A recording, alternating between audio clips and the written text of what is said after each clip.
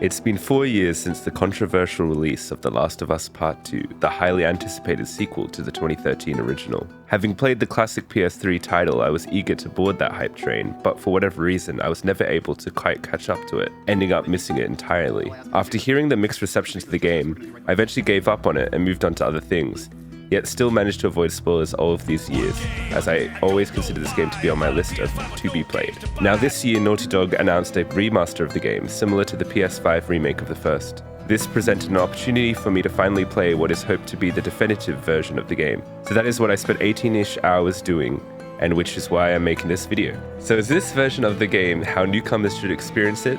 Is this remaster worth revisiting for veteran players? Let's find out. Player's perspective theme.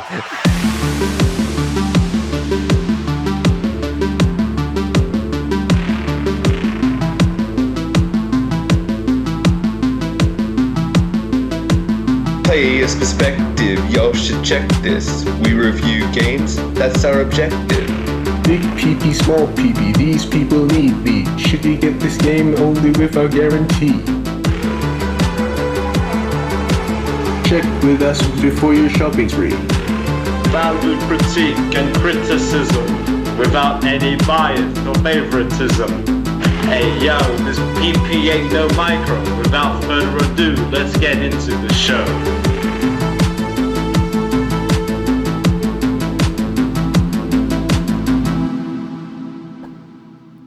G'day guys, I am Jack, and I'm thrilled to welcome you back to the 4th episode of Player's Perspective, our game review series. Bet you forgot this old series existed, but just like humans in a post-apocalyptic world, we persevere. After a 3-year hiatus, we're back aiming to reinvigorate our channel.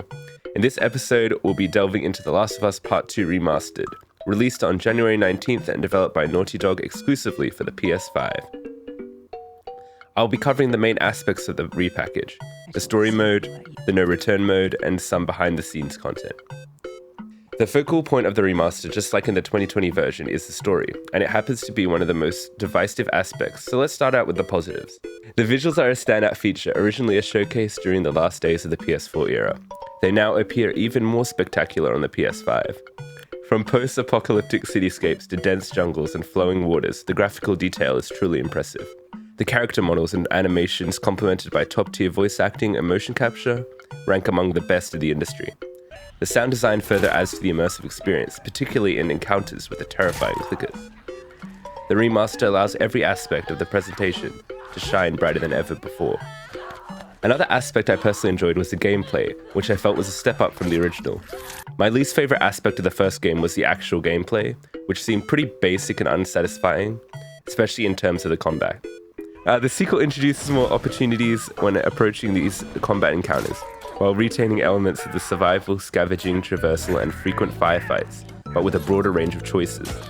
Players can engage enemies head-on or employ stealth, with a vast arsenal of weapons to fight and craft as needed.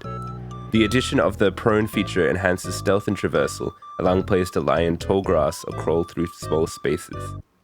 This expanded combat experience is complemented by a level and world design featuring more open spaces, including an Uncharted 4-like almost open world section in Seattle. While this grants more freedom, it does come at the occasional expense of the cinematic linearity and pacing slowdown in some levels. The AI is also quite intelligent and seems to actually value their lives while still wanting to take you out with maneuvers that may require some strategy from players to oppose. There isn't a huge amount of enemy variety, but there are some new enemy types, such as whistling cultists, sniffing dogs, and clicker variants, including sub-bosses to shake things up. All of this is enhanced by the 60 frames performance mode, with no noticeable bugs, making for a smooth, polished experience. Now let's delve into the actual story, which unfortunately didn't resonate with me. I actually wasn't even that big of a fan of the original game's story, but I found this narrative to be even less satisfying. Initially, I began quite liking the story. I enjoyed the game's portrayal of the Jackson community, engaging in snowball fights with kids, meeting Ellie's friends, and going on patrols. Even Joel's death at the hands of Abby, while shocking, made sense as a narrative device, fueling Ellie's revenge plot. The primary narrative revolves around Ellie hunting Abby, and I was quite engaged with this side of the story. However, my enthusiasm waned when the narrative shifted to Abby's perspective. While the story ambitiously attempts to use the unique strength of the video game medium by putting players in control of the antagonist, the execution falls short.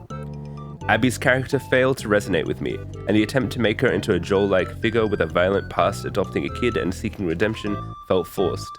The pace of the campaign also slowed down with her tedious relationship drama, including an awkward sex scene and Mel's sudden shifting character, treating you like a monster after bringing a couple of kids to an aquarium, despite having just done a mission with her a few seconds ago. The story introduces similar character dynamics on both sides in less than subtle way to contrast to Ellie and Abby, including both teams throwing pregnant women into violent situations and love triangles that feel unnecessary.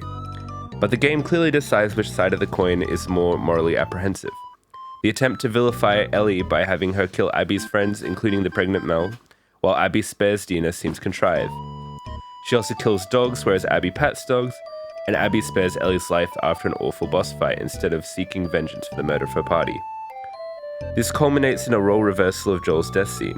However, the lack of player agency in this critical decision undermines the increased freedom in gameplay. The story conveys a violence begets violence message, but it falls flat when considering the numerous grunts killed by both characters throughout the game. Abby's character is granted redemption even after getting her revenge, whereas Ellie's quest for vengeance results in her losing everything and becoming a broken person, despite sparing Abby, leaving me with an unsatisfying conclusion. The narrative is told in a time-bending manner with frequent flashbacks, sometimes making it challenging to follow. Notably, the Joel and Ellie flashbacks, which provide the most emotional resonance, are sparingly shared. The post-first game drama between Joel and Ellie is intriguing but is hardly focused on, instead using it as a way to keep players engaged, giving little peeks into the gaps between the games and hinting at whether their bond was ever mended before Joel's demise. But the resolution comes too late, and just like how Ellie realizes that she spent far too long filled with anger towards Joel instead of finding forgiveness, we too have had our time wasted. The story indeed carries significant ambition, and perhaps with a rearrangement of the levels it could achieve greater coherence. However, my personal experience with the campaign was less enjoyable despite the engaging gameplay and stunning visuals. The writing marred by the character inconsistencies, questionable decisions, and a moral conflict that lacks a satisfying resolution significantly drags down the overall experience. If I were to base my grade purely on the campaign, it would be around a 4. But this package isn't solely about the main story. One of the standout features for me was the inclusion of the behind-the-scenes aspects, including a documentary, concept art, and Lost Levels pre-alpha sections with a direct commentary. These segments provide a valuable glimpse into game development, revealing the passion that Naughty Dog poured into this game.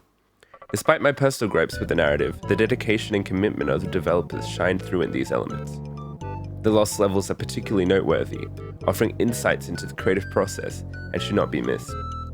They added a level of appreciation for the game beyond the main campaign. Furthermore, one of the primary selling points of the remaster is the no-return roguelike mode, which allows players to unlock any character from the story and attempt to navigate through multiple levels with various enemies and objectives. While I'm not particularly into roguelike games, this mode seems decent. The abundance of unlocks and progression elements has the potential to keep players entertained for an extended period. Taking all aspects into consideration, I believe The Last of Us Part 2 Remastered is worth the purchase, especially considering its lower price point and great discount when upgrading console versions. While the narrative may not be agreeable to everyone, the game has never played and looked better. The additional behind-the-scenes content adds significant value, offering insights into the development process. Furthermore, the no-return roguelike mode enhances replayability, making the overall package quite appealing for those looking to experience for the first time or revisit the game on the latest hardware. I'm feeling a 6 out of 10 on this one. If you want more content like this, give this video a like, hit that subscribe, hit that notification bell, and we'll have an episode out hopefully each month. If you want to hear more of our thoughts, you can check us out on Apple Podcasts or Spotify. We also have a TikTok, unholy.pod, same as our Instagram. And if you want to contact us, you can hit us up at 3unholythings@gmail.com. All right, see you in the next one. Bye-bye.